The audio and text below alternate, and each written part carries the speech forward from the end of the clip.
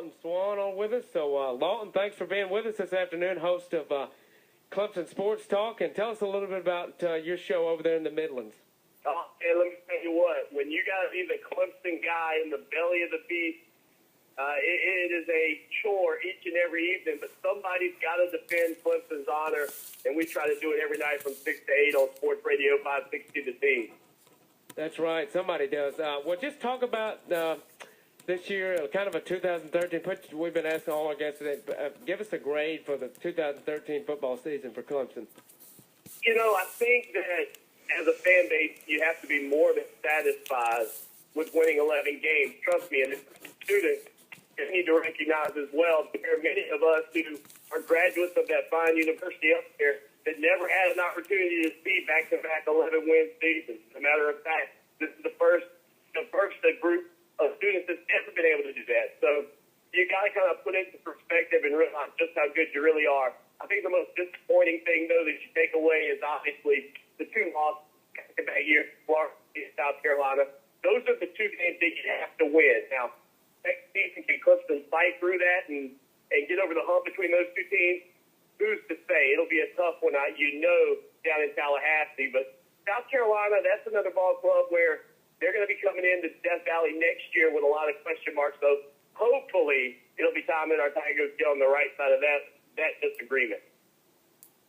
Yes, sir. And you know, you got to give credit to South Carolina. They, I guess they did end up finishing in the top 5. I guess, you know, Spurrier crowned them champions of the bowl season. But I thought Dabo had a great response with the BCS Bowl, win. But talk about what that meant for Clemson, you know, winning the Orange Bowl. It was a great game and tried to give it away, but wrapped it up in the end. Oh, it's huge. It's tremendous. And listen, if you ask me, would I take a victory over South Carolina or a loss in the Orange Bowl, I wouldn't swap it. I'd take it exactly the way it is because the victory in the Orange Bowl does so much more for you nationally. Mm-hmm. Now, when you go to the grocery store or when you're hanging out with your family members, because we know families all around the state have Gamecocks and Tigers involved, you're going to get a lot of ribbing from your relatives, and you deserve it at this point. You've lost 5 straight. There's no excuse for it. But if you ask me would I swap it right now, absolutely not. The Orange Bowl win on a national scale is much bigger than anything that occurred inside of Williams-Brice Stadium. Gamecock fans will try to live that down, but it's something that I think you have to do as a fan base when you feel like because of the system that South Carolina plays in over in the SEC and the way that the BCS tie-ins, they aren't invited to that, the big stage for a bowl game because they didn't finish second in their conference. But you know what? When you pound your chest about how tough the SEC is, it's tough for me to feel sorry for Gamecock fans that didn't get invited to a BCS bowl game. You don't want to have that issue. Get out of the SEC and play somewhere else. Well, what really hurt them was that loss to Tennessee, like we were talking about earlier. A terrible Tennessee team.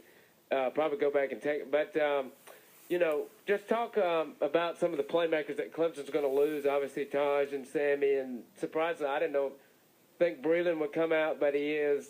Bryant and Beasley, I've heard now, probably coming out. Big surprise with as you mentioned, Breland, I think, for everybody, because he has really turned into, I think, not only the best cover corner on the team, but a defensive leader. And you hate to lose him in the back 7 of the defense. But, ultimately, I think losing, as much as it'll hurt Clemson, losing Taj Boyd, I think the loss of Sammy Watkins. The effort, the energy, the passion that he played with, and you couldn't have gone out in a better way, in my opinion, than what he did putting up 227 yards in the Orange Bowl. It's just a phenomenal day for him. And I think one thing you saw from him that you didn't see from a lot of other receivers in America, and you saw it specifically in the Orange Bowl, is that burst. How quick he goes from 0 to full throttle. And he probably earned himself a couple of extra $1 million playing in that Orange Bowl the way he did. Right. That was an unbelievable game. They couldn't stop him, so they just kept going to him, and it proved to work out really well. Just the little screen passes or just some of the amazing touchdown catches he had were pretty unbelievable. Well, losing them, obviously going to have a question at quarterback, but just looking ahead to 2014, obviously Louisville's coming in. They you know, you like Petrino or not, he's a good football coach. He had Arkansas in the top 10. Look at what they've done since they've been without him. So I think it's going to be interesting to see how Clemson responds. FSU's won the national title, so Tigers got to kind of, you know, 2 11-win seasons, but got to keep answering. Oh, no, there's no question. You know, you point out something, too, about losing Taj Boyd. Let's remember this.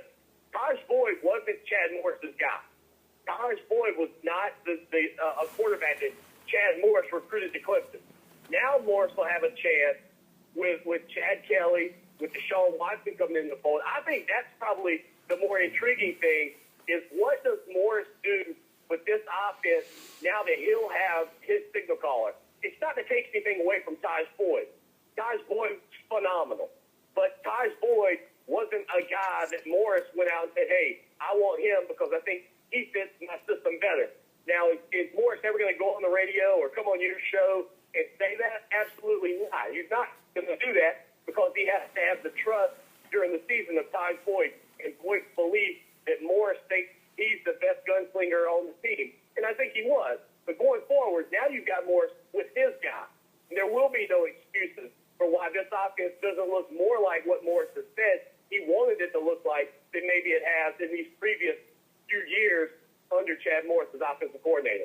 Right, like Larry Williams was talking about running that read option a little more, kind of like Auburn's been doing, or just kind of.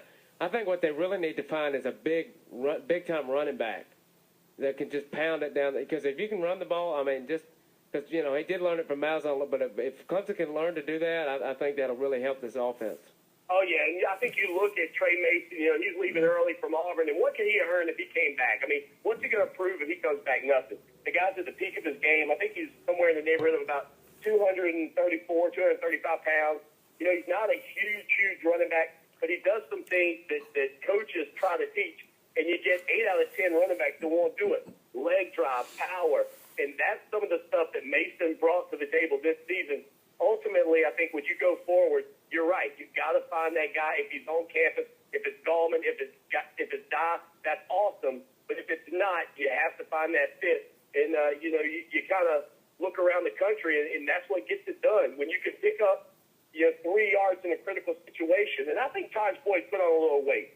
And I think he had to put on some weight this year when you started to see that it was going to be Roger McDowell at the running back spot. You needed somebody who could pick up big yardage when you're down in the red zone. And unfortunately, Clemson Taj became that guy. I think he lost a little bit of his speed throughout the season. I was blown away by his touchdown in the Orange Bowl, by the way. I didn't think he had it in him.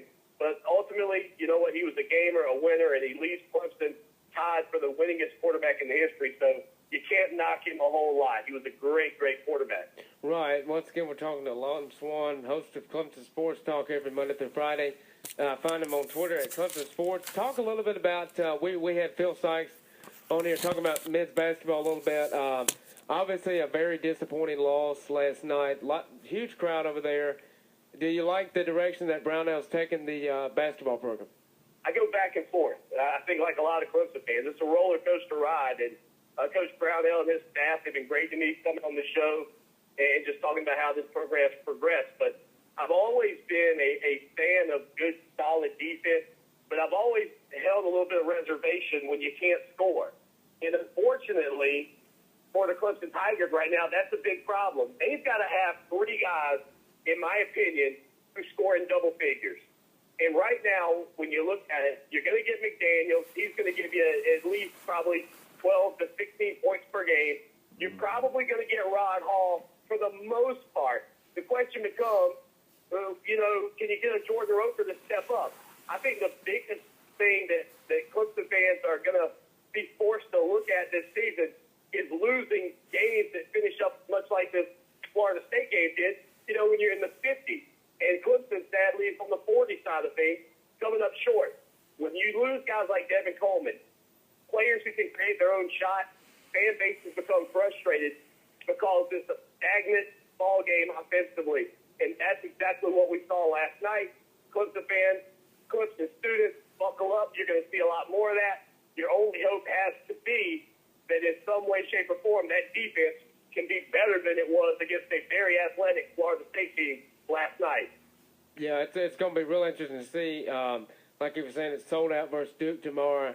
it's going to be really interesting to see. I mean, I think if they can get out to an early start, you got to get the crowd into it. I mean, that can really play a huge advantage, especially in college basketball, getting your crowd into it, because it'll probably be one of the only games that's sold out this year over there at Little John.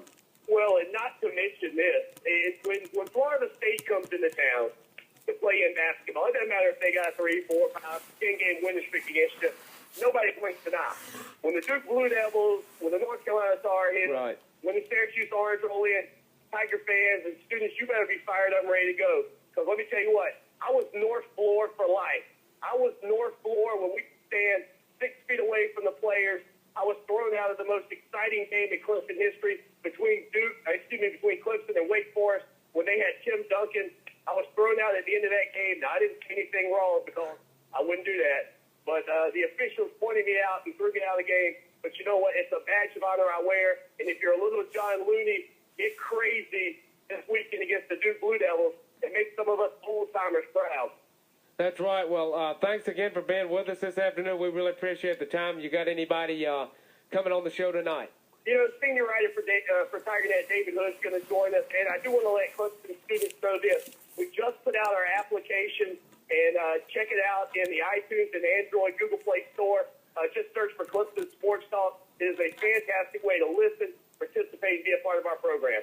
All right, thanks again, Lawton, and we'll definitely get you on again. So have a good show tonight, and we'll be listening. Yeah, I really appreciate the work you guys are doing. Work hard, continue to live out that dream, and one day, I guarantee you, you work hard enough, you'll be where you want to go with it. All right, thanks again for being with us. All right, go Tigers. Go Tigers. Take care. All right, that's Lawton Swann from Clemson Sports Talk.